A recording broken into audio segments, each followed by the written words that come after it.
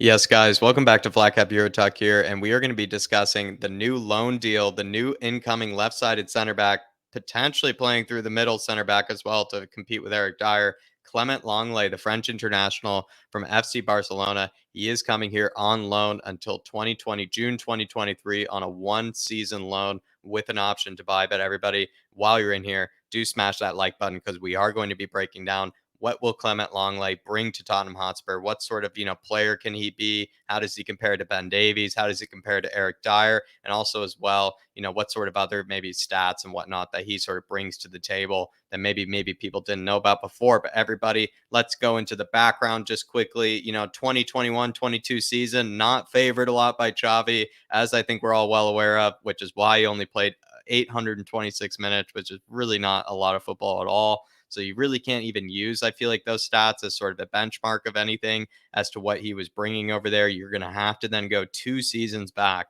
and you're going to have to look at his 2020-21 season where he did play 33 matches and it was 2,400 minutes played. I believe that was under Ronald Koeman at the time. I could be mistaken, but let's go into the other stuff, the other background, details just quickly. Born in Beauvais, I believe, France, 27 years old, June 17th, 1995. So he is maybe, reaching towards the prime of his career. Left footed center back, has mostly played in a back four most of his time. Ronald Koeman did do a back five from time to time, but he is more of a back four sort of center back. 6 feet 1 inches, stands at 1.86 meters. Youth career was over at Nancy, which I believe is a League side. And then the loan details, just to repeat again, 1 season loan with an option to buy. I reckon the option to buy is around 20 to 25 million euros if it goes really well. We'll see if Spurs take that seriously. But let's compare all of his stats to all of the center backs from that 2020-21 season. Like we said, the 2021-22 season, last season, not very, useful because it's only 800 minutes played.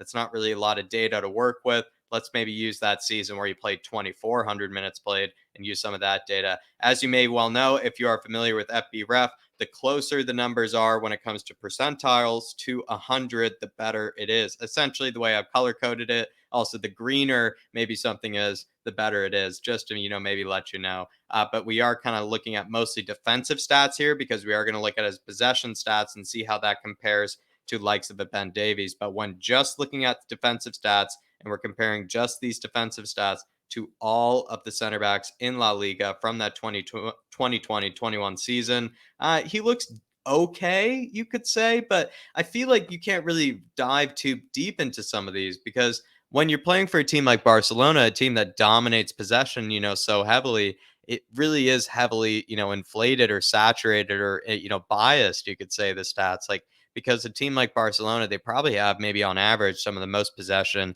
in the entire league. They're not really a team that probably gets pressured very much. In fact, they're a team that probably a lot of teams you maybe even would argue sit back, against a lot. And it kind of means then when you're looking at the defensive stats, they're not going to be very high. For example, like when you see tackles and interceptions, they're not going to be, a ridiculously high number like what we saw from a Romero at Atalanta or something, because, Barcelona are a team that majority have the ball. So they're not going to have the center backs as many opportunities to win the ball back, if that makes any sense. So when you really look at sort of things like, these defensive stats, it's really hard to really get a good gauge as to whether you actually think Longley is a good defender. He has sort of like a reputation as making a lot of mistakes as a defender. I have seen some of those mistakes myself. They are pretty, shocking. At the same time, though, if you do maybe look, at some of his highlights as well as just maybe think about, some of the games that he has played in, there's no reason that he can't be a competent defender, and there's no reason he was picked on such a regular basis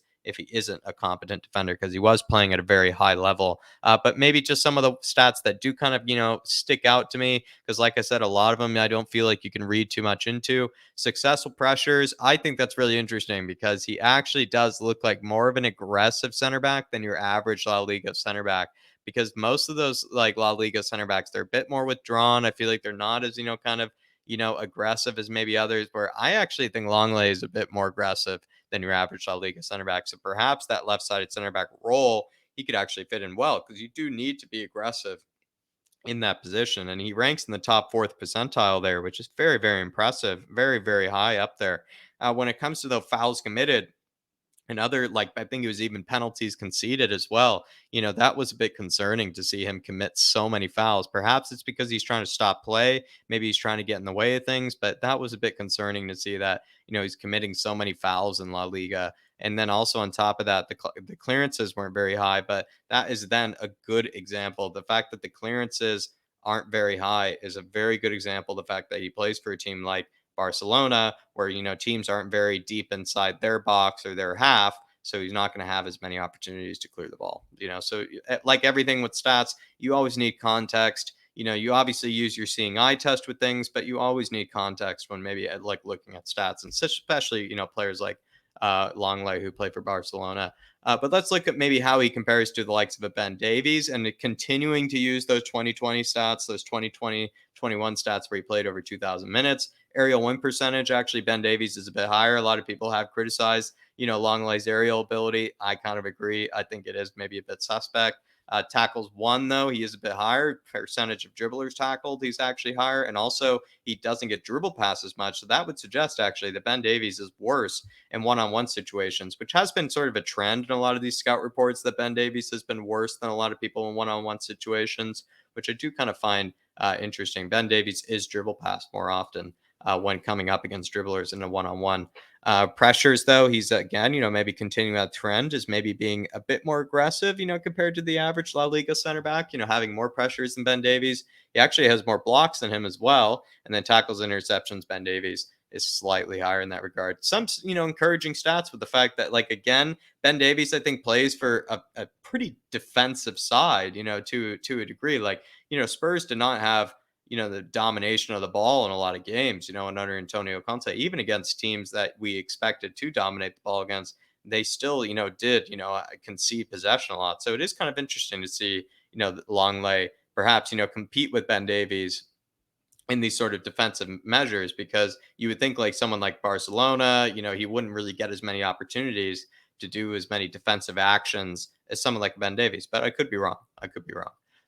Then let's look into maybe, the goal actions, sort of, or not even goal involvements, that's kind of a useless stat there. Excuse me. We're kind of just looking at sort of his possession stats. Like, what does he sort of offer in possession here? And Longley, actually, because of course he plays for a team like Barcelona, he has exceptional people to pass to, and he plays in La Liga. His possession stats are incredible. But if you do actually, watch him, he is quite decent in possession, I must say. It's actually more his defensive, abilities that I think are a bit more questionable. I think it'd be harder to maybe doubt, his abilities in possession. I don't think he's as good as like a Pau Torres, but I think he's, actually a lot more skilled than maybe people would give him credit for. And that's kind of hence why maybe Barcelona brought him in from Sevilla from the first place, is because they knew that this guy was very, very skilled in possession. Barcelona aren't really the team to buy super defensive minded center backs. They're going to buy center backs that are, defensively skilled, but also good in possession as well. I think we all know that. But so you can see that he just clearly dominates Ben Davies in a lot of those stats that, would be really important when it comes to playing as a left side center back in Antonio Conte's system, like progressive passes, passes into the final third, passes made under pressure, progressive carries. He's beating him in all those metrics, which is interesting. Just quickly, if you were to compare him to Eric Dyer as well, Eric Dyer, I think, beats him in certain metrics, perhaps because Eric Dyer is better, I think, in those areas, but also because Eric Dyer, I think, plays a more withdrawn role in the middle of that back three. So that needs to sort of take into consideration. But you do look at the difference of pressures, which is kind of fascinating, like almost 7 more pressures committed a game. And then also, Eric Dyer is dribbled past less, but when he's actually coming up against dribblers, Longley seems to win his duels maybe a bit more often, which is kind of interesting to look at. And then actually, again, in possession, Longley, because he has more of the ball, has more opportunities to do things with the ball, because he also commits more passes and completes more passes than the rest of these guys, he can actually beat them in those metrics as well. But I would say, everybody, while we're kind of wrapping up here, when it comes to Clement Longley, I do feel like this is sort of, a signing that is maybe a temporary sort of signing. It seems like maybe Spurs are very steadfast on the likes of a Gavardiol and the likes of Bastoni.